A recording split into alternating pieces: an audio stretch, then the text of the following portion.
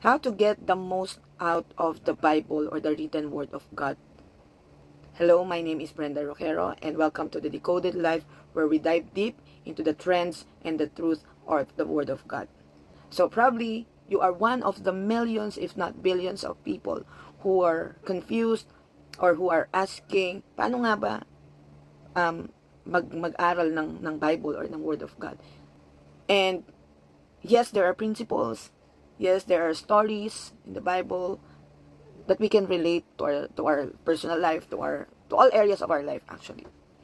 And when I was a baby Christian, that was 16 years ago, lagi kong naririnig, everything na tanong mo sa buhay, meron daw yung Bible na sagot. And back then, hindi ko talaga siya naiintindihan ano ibig sabihin nila. Even though I'm reading the Bible, doing, sasabi nilang devotion, every day, almost every day. So, again, I still pursue reading the Bible. Of course, may mga lessons tayong as we go along dun sa path ni Lord, as we study His Word, read the Bible, of course, nandun tayo.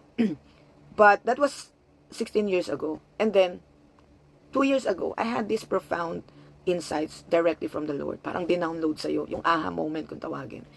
And while I was praying at night, and the Lord said to me, study the Bible as if you are studying a course in college. And hindi ko siya nagigets. Sabi ko, what do you mean, Lord? Ganun.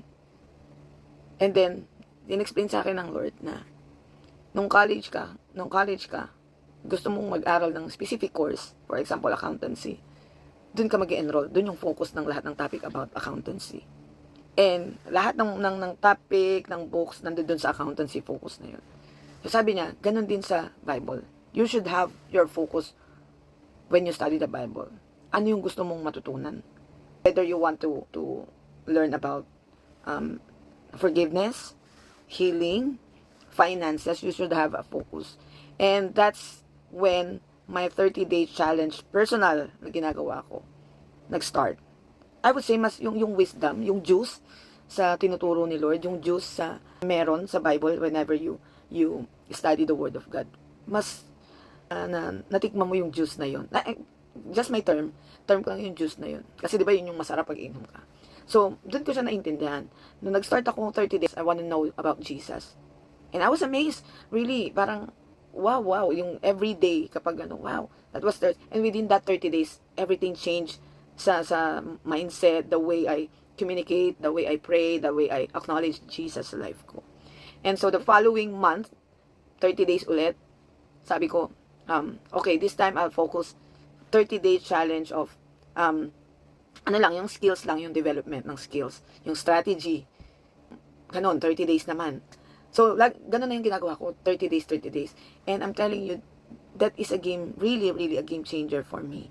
Personally, kasi meron akong, yun nga, may pattern. At the same time, hindi kalat-kalat yung napupulot, yung thoughts na meron ka, kundi nakafocus siya. And you will notice, yung focus na yun, yung area na yun, nababago ka talaga. So, if I were you, you would try that. I would suggest, itry mo. Focus on 30 days challenge yourself. Focus lang na matutunan mo from the Lord. That's why yung notes ko nakalagay, lesson from the Master. And sino ba yung siguro pinakamagaling pa na magtuturo, di ba? He is a great teacher, di ba? Our counselor, di ba? The Holy Spirit. So, I believe, yun na yung the best. Sobrang thankful ako dun because God gave me that pattern. And it helped me a lot.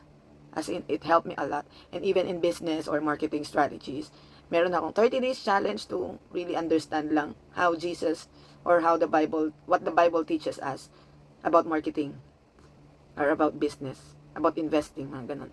So, try that and let me know kung ano yung magiging effect sa'yo after 30 days. Yun lang. I hope you learn. Bye-bye.